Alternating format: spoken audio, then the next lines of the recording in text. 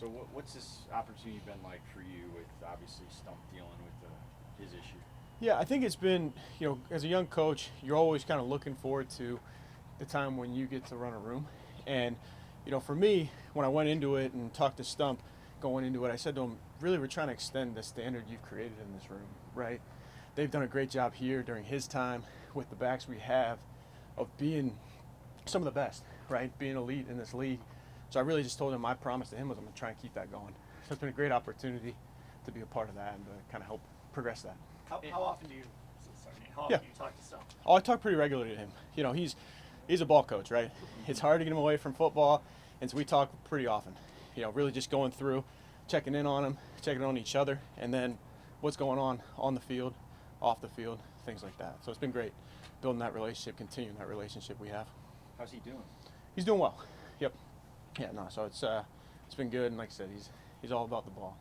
I mean, you'd already known the guys, but what's it like kind of taking over that room with, like you said, a couple of established guys that might be the best tandem in the league? Yeah, it's been good. It's a great room, both from a talent standpoint, and also from just who the people are in that room. So it's been really good to work with them.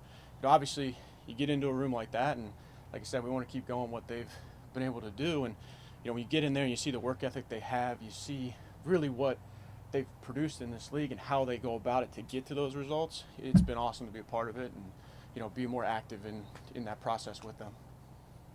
You, if I remember right, you filled in for Callahan last year too. Yes. Against the offensive line. So that versatility, I mean, how important is that to you as a young coach to be able to kind of wear all those different hats and jump into a room at the drop of a hat? Yeah, I think in the NFL, it's always, you talk about next man up, and a lot of times we refer to it with players.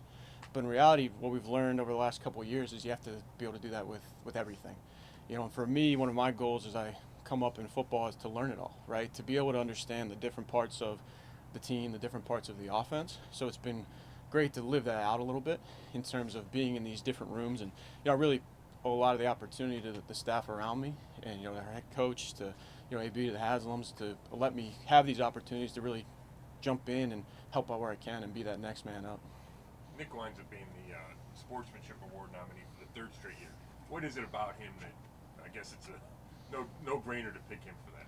Yeah, I think really when you look at Nick, just the way he goes about his work every single day, right? We all know what kind of a player he is, but to get to that point, it's how he operates, both as a professional and just as a man on his day-to-day, whether it's, taking care of those little things, the preparation, looking after himself, his body, knowing his assignment, being able to go out and execute that, and then being a great teammate, right? Being there for his other guys, supporting other people in the room, other people in the offense, the defense, just that team. He's a special person and a special player.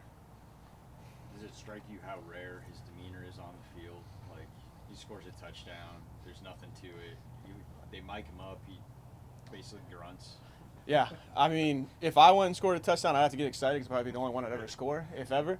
But with Nick, it's somewhere he's been, and it's kind of the epitome of act like you've been there before, right? He has been there. He knows with his skill set, he's got that belief he's going to be back there. And it's impressive to see, just that mentality he has. Have you gotten a sense for what the bye week did for Kareem Hunt coming off that injury?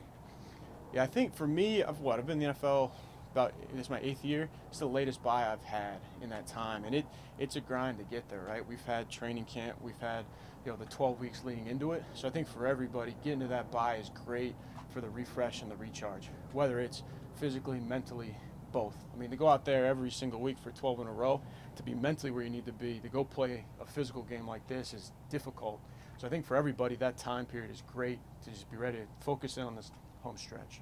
Kareem's like the opposite of Nick, personality-wise, at least on the field. So, I mean, how much do you guys miss that energy when he's not out there for however many games it was? He's got energy, right? And that's what we love about Kareem. He brings it, and, for him, his ability and his expression on that field, that's how he is, right? And I'm always big on guys being themselves, right? Be true to yourself. Anytime we try and be something we're not, usually doesn't work out too well.